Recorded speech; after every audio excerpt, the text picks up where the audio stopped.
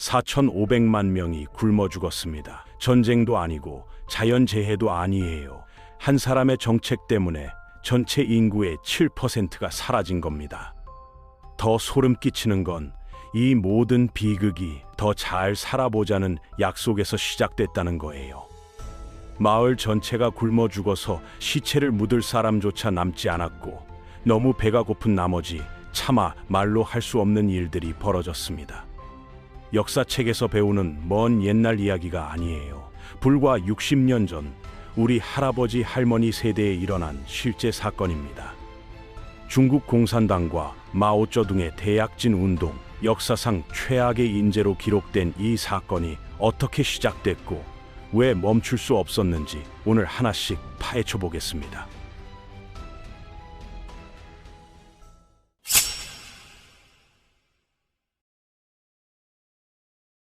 1949년 10월 베이징 천안문 광장에 엄청난 인파가 모였는데요. 한 남자가 단상에 올라 중화인민공화국의 탄생을 선언했어요. 마오쩌둥이었죠.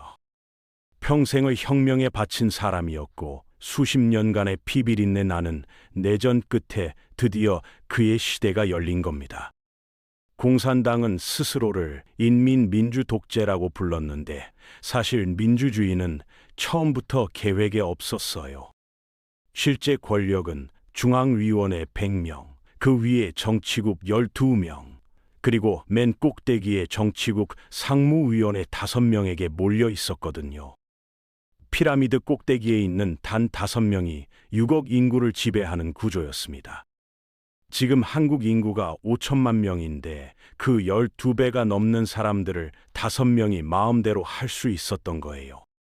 마오쩌둥은 타고난 연설가는 아니었지만 사람들을 사로잡는 무서운 힘이 있었어요. 깊은 생각, 날카로운 전략, 그리고 감동적인 글쓰기로 무장한 인물이었거든요. 55세의 마오쩌둥은 이미 누구도 감히 도전할 수 없는 절대적인 권위를 가지고 있었습니다. 그의 말 한마디면 수백만 명이 움직였고 그의 결정 하나가 역사를 바꿨어요. 문제는 그 결정이 항상 옳지는 않았다는 거죠. 그의 아내 장칭도 주목해야 하는데요. 원래 유명 여배우였던 그녀는 남편에게 맹목적으로 충성하면서도 경쟁자들은 가차없이 공격하는 위험한 인물이었어요. 단순한 배우자가 아니라 앞으로 중국 정치에서 공포의 상징이 될 사람이었고 마오쩌둥의 권력을 지키는데 칼날 같은 역할을 하게 되죠. 수십 년의 혁명과 내전을 겪은 중국은 완전히 폐허가 되어 있었어요. 도시는 파괴됐고 농촌은 황폐해졌으며 사람들은 굶주리고 있었습니다. 나라를 다시 세우는 게 급했고 공산당은 소련의 방식을 따라 급진적이고 폭력적인 개혁에 착수했어요. 소련에서 약 1만 명의 전문가들이 도착해서 재건을 도왔는데 단순히 기술만 알려준 게 아니었습니다. 중국이 어떤 방향으로 나아가야 하는지, 사회를 어떻게 완전히 뒤엎어야 하는지까지 영향을 미쳤거든요.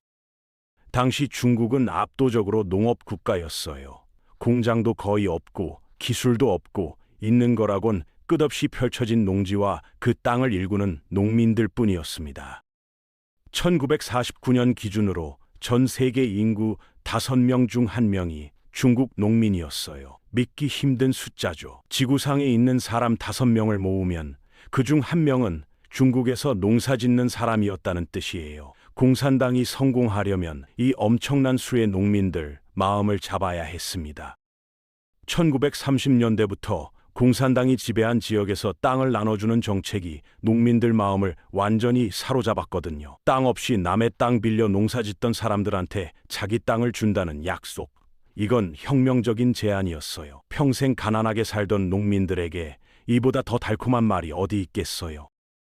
이제 이 정책이 전국으로 퍼졌고 피해 숙청이 시작됐어요. 수백 년 동안 농촌을 지배해온 지주들은 인민의 적으로 낙인 찍혔습니다. 그들은 마을 광장으로 끌려나와 공개 재판을 받았고 농민들 앞에서 무릎 꿇고 처절한 굴욕을 당했어요. 이 광경은 끔찍했지만 일부러 그런 거였습니다.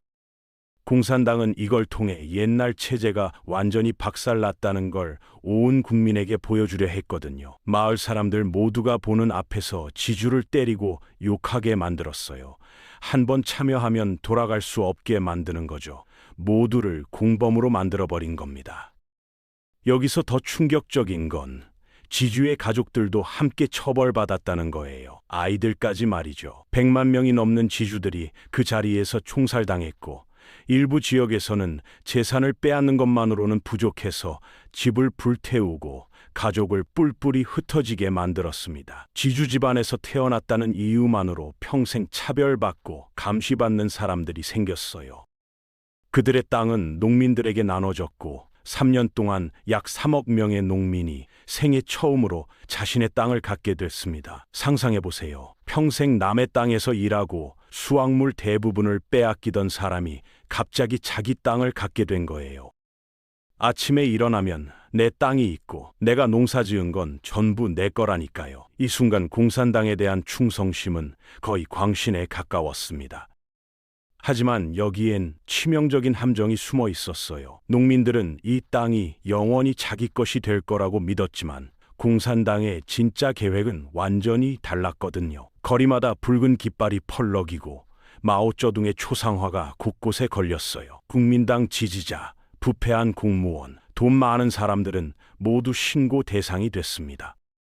이웃이 이웃을 고발하고 친구가 친구를 밀고 하는 세상이 된 거예요. 이런 공포 분위기는 옛날 계급 구조를 완전히 무너뜨렸고 중산층 가정을 가난과 굴욕으로 몰아넣었습니다. 정확한 숫자는 알 수 없지만 수십만 명이 하루아침에 재산을 빼앗기고 감옥에 갇혔고 일부는 견디지 못해 스스로 목숨을 끊었어요. 새로운 중국은 해외 동맹이 필요했지만 냉전 시대의 세계는 이미 두 편으로 갈라져 있었어요. 서방 국가들은 공산 중국을 철저히 무시했습니다. 그들은 대만으로 쫓겨난 장제스를 중국의 진짜 통치자로 인정했거든요. 마오쩌둥이 소련으로 눈을 돌린 건 선택이 아니라 필수였죠. 1949년 12월 그는 스탈린을 만나러 모스크바로 날아갔어요. 두 사람 사이는 좋지 않았습니다. 스탈린은 마오쩌둥을 믿지 않았고 마오쩌둥은 스탈린을 존경하지 않았거든요. 둘 다 자기가 공산주의 세계의 진짜 지도자라고 생각했으니까요. 그래도 1950년 2월 두 지도자는 억지로 손을 잡았습니다. 적의 적은 친구라는 말처럼 미국이라는 공동의 적이 있었으니까요. 그런데 1950년 중국 바로 코앞에서 엄청난 전쟁이 터졌어요. 한국전쟁이었죠. 북한군이 남침하면서 일주일 만에 서울을 점령했고 미국이 이끄는 유엔군이 급히 개입했습니다. 유엔군은 연말까지 북한과 중국 국경인 압록강까지 밀어붙였어요. 미군이 국경까지 올라온 겁니다. 중국 입장에서는 바로 옆집까지 적군이 쳐들어온 거나 마찬가지였어요. 미국이 그대로 중국까지 밀고 들어올까봐 두려웠던 마오쩌둥은 북한을 돕기 위해 중국군을 보냈습니다. 100만 명이 넘는 병사가 투입됐고 곧 250만 명까지 늘어났어요. 역사상 가장 큰 규모의 군대 이동 중 하나였습니다. 이 압도적인 인해 전술 앞에서 유엔군은 남쪽으로 밀려났어요. 중국군의 전술은 단순했지만 효과적이었습니다. 밤에 나팔을 불며 수만 명이 동시에 돌격하는 방식이었죠. 총알이 다 떨어질 때까지 계속 밀려오는 사람들, 유엔군 병사들은 이 광경을 평생 잊지 못했어요. 수개월간의 처절한 싸움 끝에 전쟁은 교착 상태에 빠졌고 1953년 정전협정이 맺어지면서 지금의 비무장지대가 만들어졌습니다. 중국에게 한국전쟁은 위대한 승리로 선전됐어요. 세계 최강 미국의 코를 납작하게 만들었다고요. 신생 공산국가가 초강대국을 상대로 밀리지 않았다는 건 엄청난 자신감을 줬습니다. 하지만 대가는 상상을 초월했어요. 한국전쟁으로 약 300만 명이 죽었고 중국군 사상자만 공식적으로 50만 명이 넘었습니다. 실제로는 훨씬 더 많았을 거예요. 그 중에는 마오쩌둥의 큰아들 마오아닝도 있었어요. 유엔 공습으로 전사했죠. 아들이 죽었다는 소식을 들은 마오쩌둥은 어떻게 했을까요? 공개적으로 눈물 한 방울 보이지 않았습니다. 그는 아들을 혁명의 희생자로 만들었어요. 개인적인 슬픔보다 혁명이 더 중요하다는 걸 보여주려 한 거죠. 이게 바로 마오쩌둥이라는 사람이었습니다. 자기 아들 죽음도 정치적으로 이용할 수 있는 사람이었어요. 1953년 중국 정부는 야심찬 첫 번째 5개년 계획을 발표했어요. 목표는 단순했습니다. 중국의 공장 생산량을 빠르게 늘리는 것이었죠. 소련의 도움을 받아 진행된 이 계획은 놀라운 성과를 거뒀어요. 도로가 깔리고 철도가 놓이고 공장이 생겼습니다. 석탄과 철강 생산량은 목표를 넘어섰고 중국은 처음으로 석유 생국 반열에 올랐어요. 숫자만 보면 대성공이었죠. 마오쩌둥은 이 성공에 완전히 도취됐습니다. 우리는 뭐든 할 수 있다. 더 빨리 더 크게 가자. 이런 생각에 빠진 거예요. 여기서 비극의 씨앗이 뿌려지기 시작했습니다. 두 번째 목표는 농업 생산량을 늘리는 것이었는데 이를 위해 공산당은 농민들을 집단화시켰어요. 기억하세요? 불과 몇 년 전에 자기 땅을 받았던 농민들이었습니다. 평생 소원이던 내 땅을 가졌는데 이제 그걸 다시 내놓으라는 거예요. 수십 가구에서 수백 가구가 강제로 협동조합을 이뤘고 1956년까지 농민 가구의 80%가 협동조합에 들어갔어요. 땅과 농기구와 수확물을 모두 함께 쓰게 된 거죠. 개인 소유는 완전히 사라졌습니다. 농민들은 배신감을 느꼈지만 저항할 수 없었어요. 저항하면 바혁명 분자로 몰려서 끌려가니까요. 첫 번째 5개년 계획의 성공에 취한 마오쩌둥은 1956년에 백화제방 운동을 선언했어요. 100가지 꽃이 피어나게 하겠다는 뜻인데 쉽게 말해서 정부에 솔직하게 의견을 내놓으라는 거였죠. 마오쩌둥은 사람들이 공산당을 칭찬할 거라고 기대했어요. 근데 지식인들로부터 쏟아진 건 날카로운 비판이었습니다. 대학 교수들은 당이 무식하다고 비난했고 작가들은 검열이 심하다고 불평했으며 학생들은 더 많은 자유를 달라고 외쳤어요. 마오쩌둥은 격렬히 분노했습니다. 칭찬을 기대했는데 욕을 먹으니 화가 난 거죠.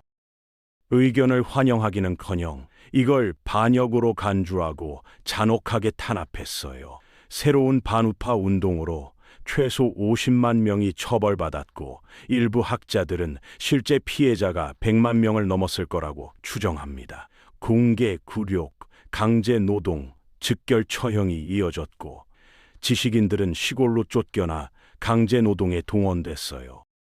교수가 돼지우리를 청소하고 작가가 밭을 갈게 된 거죠. 가족들은 뿔뿔이 흩어졌습니다. 이건 나중에 일어날 더 큰 비극의 예고편이었어요. 마오쩌둥이 비판을 어떻게 받아들이는 사람인지 보여준 사건이었죠.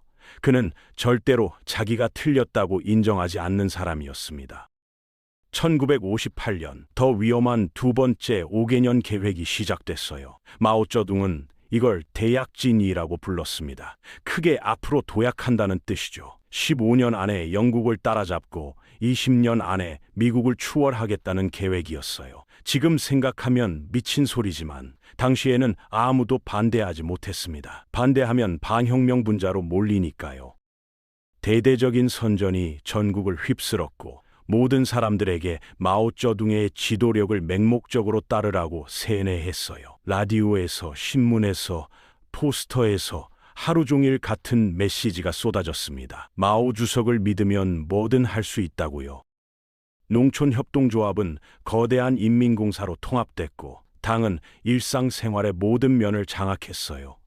한 개의 인민공사에는 수천 가구, 때로는 수만 명이 포함됐습니다. 마을 하나가 아니라 여러 마을을 묶어서 하나로 만든 거예요. 국가가 모든 땅을 소유하고 수확물을 강제로 사들이고 식량을 배급했어요. 여기서 정말 황당한 정책이 나왔는데 개인 부업을 금지한 거예요. 집에서 밥을 해먹는 게 이기적인 행동이라면서요. 대신 공동식당에서 모두 함께 밥을 먹게 했습니다. 농민들은 더 이상 자기 집에서 밥을 지을 수 없었어요. 냄비와 프라이팬까지 빼앗겼죠. 왜 빼앗았냐고요? 철을 만들라고요. 대약진의 터무니없는 야망은 순식간에 현실과 동떨어지기 시작했어요. 이 계획을 감독해야 할 전문가들은 이미 숙청당에 사라진 상태였거든요. 비현실적인 목표를 달성하라는 압력에 시달린 지역 관리들은 수확량을 터무니없이 부풀렸어요. 왜냐고요? 진짜 숫자를 보고하면 목표를 달성 못했다고 처벌받으니까요. 어떤 지역은 실제의 10배를 보고하기도 했습니다. 이렇게 조작된 보고서는 곡물이 넘쳐난다는 착각을 불러일으켰고, 그 잉여 곡물을 도시에 보내려고 마을에서 강제로 빼앗았어요. 하지만 실제로는 너무 많이 빼앗아서 주민들이 먹을 게 남지 않았습니다. 게다가 농민들은 뒷마당에서 철을 생산하라는 황당한 명령을 받았어요. 영국을 따라잡으려면 철강 생산량을 늘려야 한다는 거였죠. 근데 농민들이 어떻게 철을 만들어요? 공장도 없고 기술도 없는데요. 그래서 어떻게 했냐면 집에 있는 쇠붙이를 다 녹였어요. 농기구, 냄비, 심지어 문고리까지 녹여서 철을 만들었습니다. 그렇게 만든 철은 품질이 너무 나빠서 완전히 쓸모없었어요. 그냥 쇳덩어리일 뿐이었죠. 결과적으로 농사를 지을 도구마저 없어졌어요. 밭을 갈 쟁기도 곡식을 담을 솥도 없어진 겁니다. 그 결과 중국 전역에 상상을 초월하는 기근이 닥쳤습니다. 최근 추산에 따르면 최소 4,500만 명이 굶어 죽었어요. 전체 인구의 약 7%입니다. 이게 얼마나 큰 숫자인지 감이 안 올 수 있는데 한국 전체 인구와 맞먹는 사람들이 굶어 죽은 거예요. 가장 심각한 지역에서는 마을 전체가 굶어 죽어서 시체를 묻을 사람조차 남지 않았어요. 집집마다 문을 열면 시체가 있었고 길가에도 시체가 널려 있었습니다. 1960년 겨울은 아마 중국 5,000년 역사상 가장 악몽 같은 시기였을 거예요. 여기서 더 충격적인 사실이 있어요. 이 시기에 식인 행위가 보고됐다는 겁니다. 너무 배가 고픈 나머지 죽은 사람의 시체를 먹는 일까지 벌어졌고, 일부 지역에서는 아이들이 납치되어 식량으로 거래됐어요. 부모가 자기 아이를 다른 집 아이와 바꿔서 먹었다는 증언도 있습니다. 차마 자기 아이는 못 먹겠으니까 남의 아이를 먹은 거예요. 상상조차 하기 힘든 일들이 실제로 일어났습니다. 인간이 얼마나 극한 상황에 몰리면 이런 일까지 할 수 있는지 보여주는 끔찍한 기록이에요. 1959년 여름, 드디어 누군가 용기를 냈어요. 국방부 장관 펑더화이가 대약진 운동을 정면으로 비난한 겁니다. 그는 편지를 써서 이건 좌경모험주의다, 현실과 동떨어진 정책이다라고 직격탄을 날렸어요. 마오쩌둥은 듣고 싶어 하지 않았습니다. 자기가 틀렸다는 말을 들으면 안 되는 사람이었으니까요. 펑더화이는 즉시 가택연금되고 모든 자리에서 쫓겨났어요. 진실을 말한 대가로 모든 걸 잃은 겁니다. 그의 후임자 린베오는 마오쩌둥에게 개처럼 충성하는 사람이었어요. 마오 주석이 하는 일은 다 옳다고 말하는 사람이었죠. 하지만 몇 달이 지나면서 증거는 더 이상 무시할 수 없게 됐어요. 기근 소식이 대만에까지 전해지자 장제스가 본토에 식량을 보내려 했는데 이건 마오쩌둥에게 치욕적인 굴욕이었습니다. 자기가 쫓아낸 적이 자기 국민을 먹여 살리겠다고 나선 거니까요. 1961년이 되자 당은 현실을 부정할 수 없게 됐어요. 마오쩌둥은 실수가 있었다고 억지로 인정했죠. 근데 주목할 점은 실수가 있었다고 했지 내가 틀렸다고 하지 않았다는 거예요. 책임을 인정하지 않은 겁니다. 그는 여전히 주석이었지만 몇 년간 정치 전면에서 물러났고 저우원라이, 류샤오치, 덩샤오핑 같은 실용적인 지도자들이 정부 업무를 맡았습니다. 기근을 초래했던 일부 미친 정책은 폐기됐고 공동식당은 없어지고 일부 땅은 개인에게 돌아갔어요. 농민들은 다시 자기 집에서 밥을 지을 수 있게 됐습니다. 이렇게 상식적인 정책으로 돌아가니까 상황이 나아지기 시작했어요. 애초에 그렇게 했으면 4,500만 명이 죽지 않았을 텐데 말이죠. 한편 국제 무대에서 마오쩌둥은 점점 더 공격적인 행보를 보였어요. 1958년 8월 중국군은 대만 해협의 섬들에 40일 동안 50만 발 이상의 포탄을 쏟아부었습니다. 미국은 필요하면 핵무기를 쓰겠다고 선언했어요. 세계 최초의 심각한 핵 위기 중 하나였습니다. 인류가 핵전쟁 직전까지 간 거예요. 자기 국민 수천만 명을 굶겨 죽이면서 동시에 핵전쟁까지 불사하겠다고 한 거죠. 소련 서기장 흐루쇼프는 마오쩌둥의 무모한 도발에 격렬히 분노했고 중국과 소련의 관계는 급속도로 파국으로 치달았습니다. 같은 공산주의 국가끼리도 사이가 틀어진 거예요. 1959년에는 티베트에서 중국 통치에 반대하는 봉기가 일어났어요. 중국군은 라싸에 무차별 포격을 가했고 3일간의 시가전 끝에 잔혹하게 진압했습니다. 수천 명의 티베트인이 살해됐고 사원들이 파괴됐어요. 달라이 라마와 8만 명의 티베트인이 목숨을 걸고 인도로 탈출했죠. 달라이 라마는 아직도 인도에 살고 있어요. 60년이 넘도록 고향에 돌아가지 못하고 있는 겁니다. 1964년에는 신장의 롬노르에서 중국 최초의 원자폭탄을 실험했고 2년 후에는 수소폭탄까지 실험했어요. 중국은 세계 5위의 핵 강국이 됐습니다. 국민은 굶어 죽어가는데 핵폭탄 만드는 데는 돈을 쓴 거예요. 하지만 마오쩌둥과 중국 공산당은 아직 해결해야 할 문제가 산더미처럼 쌓여 있었어요. 대약진 운동의 실패 이후 마오쩌둥의 권위는 흔들리고 있었고 그는 이걸 용납할 수 없었습니다. 권력을 되찾아야 했어요. 자기를 비판한 사람들, 자기 대신 일을 맡은 사람들 모두 제거해야 했습니다. 더 나은 미래를 약속하며 시작된 대약진 운동은 역사상 가장 끔찍한 인재로 끝났어요. 4,500만 명의 목숨을 앗아간 이 비극은 인간의 오만과 권력의 위험성을 보여주는 가장 처참한 사례로 남았습니다. 그리고 마오쩌둥의 다음 전쟁터는 바로 중국 사회 내부가 될 예정이었어요. 문화 대혁명이라는 이름으로 다가올 또 다른 재앙이었거든요. 대약진의 악몽이 끝나자마자 더 큰 광기가 기다리고 있었습니다. 4,500만 명을 죽인 사람이 반성하기는커녕 더 큰 재앙을 준비하고 있었던 거예요. 역사는 왜 이런 일이 일어났는지, 어떻게 하면 다시는 이런 일이 일어나지 않게 할 수 있는지 우리에게 묻고 있습니다.